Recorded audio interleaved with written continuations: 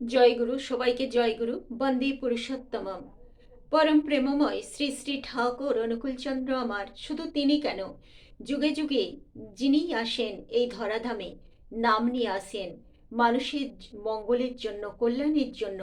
কারণ আমরা সেই ষড়রিপুর দ্বারা প্রবৃত্তির মধ্যে ডুবে আছি। নানা রকম সেই জঞ্জাল আমরা সৃষ্টি করে রেখে দিই আমাদের হৃদয় মন্দিরে।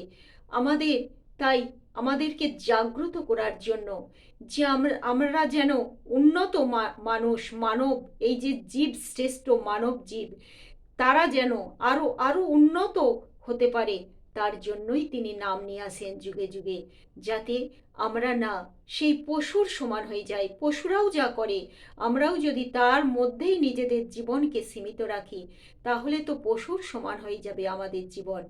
আমরা যাতে সেই মানুষ থেকে দেবত্বে উন্নীত হতে পারি, আরো আরোর পথে এগিয়ে যেতে পারি, তাই এই নাম, সেই ঈশ্বর আমাদেরকে নাম দিলেন। কিন্তু এই নাম করে হয় কি?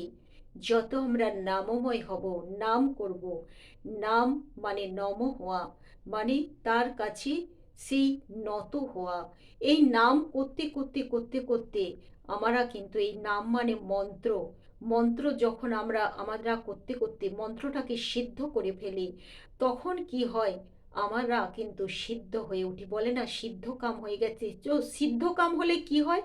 না তার শরীর, মন, সব কিছু, একটা যখন তরকারিকে উনানে দিয়ে, আগুন দিয়ে সিদ্ধ করা হয়, সেইটা তখন কিন্তু উপযোগী হয়ে ওঠে, খাবারের উপযোগী হয়ে ওঠে, গ্রহণের উপযোগী হয়ে ওঠে।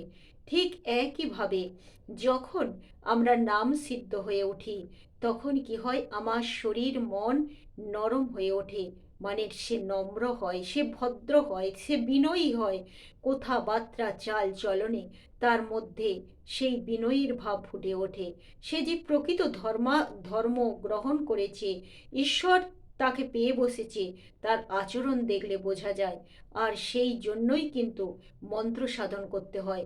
মন্ত্র সাধন করে অথচ তার পরিবর্তন হয়নি, তার মানে সে সেই এর মধ্যেই আছে, নিজেকে নিয়েই ব্যস্ত। ঈশ্বর তাকে পেয়ে বসেনি।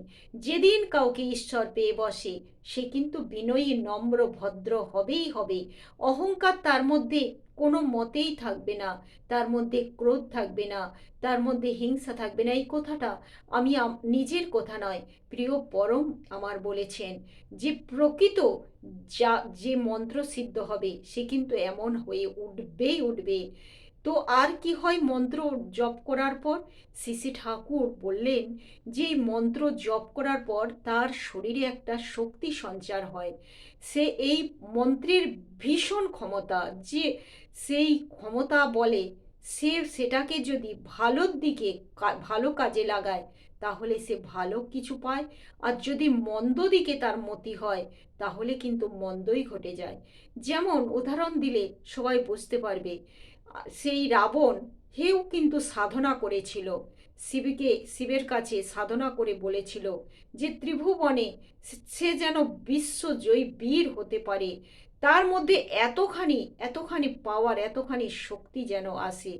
কিন্তু সেই রাবণকেও কিন্তু ধ্বংস হতে হলো। কারণ তার মধ্যে এই যে অহংকার, এই যে তার মধ্যে সে ভালো মানুষের ভালো করতে চায়নি, মঙ্গল করতে চায়নি, সে কিন্তু সেই শক্তিটাকে খারাপ কাজে ব্যয় করেছে। তাই তার জন্য তার কিন্তু অধঃপতন ঘটল, খুবই খারাপভাবে অধঃপতন ঘটল। তাই প্রিয় পরম বলছেন যে খুব সাবধান। নাম ধ্যান হওয়ার পর শক্তি যে সঞ্চার হবে, ভাব সঞ্চার হবে, সেটাকে তোমরা যেন কোনো মন্দ কাজে ব্যয় না করে ভালো দিকে তোমার ঝোঁকটা সদা সর্বদা রাখো। প্রবৃত্তির দিকে ঝুঁকে পড়ো না। প্রবৃত্তি যদি পেয়ে বসে, সেই প্রবৃত্তি যেন হয় ভালো প্রবৃত্তি, মানুষের মঙ্গল করার প্রবৃত্তি। তবে তাহলে দেখবে দিনে দিনে তোমার ভালোই হবে, মঙ্গল হবে।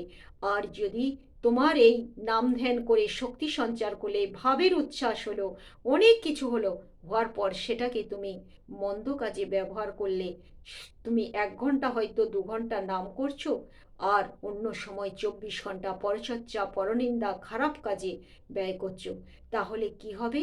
তোমার সব কিছু সেই জলে চলে যাবে, তোমার খারাপ হবেই হবে। তাই সদা সর্বদা। আর সেই জন্যে এই কথাটাও আমি বারবার বলি, প্রিয় পরম বারবার বলছি, যে এই সময় খাদ্যখানা খুব হালকা খেতে হয়।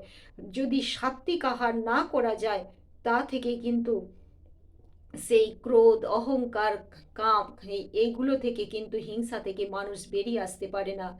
তাই শুধু নিরামিষ খাবার নয়, সাত্বিক খাবার। সাত্বিক খাবার মানে হালকা, সহজপাচ্য, অথচ পুষ্টিকর, রুচিকর।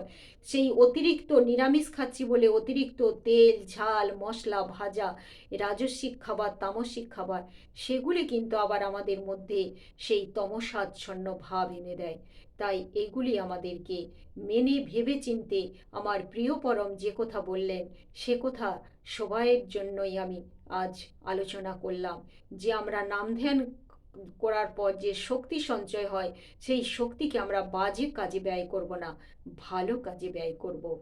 জয় গুরু, সবাইকে জয় গুরু। বন্দে পুরুষোত্তম।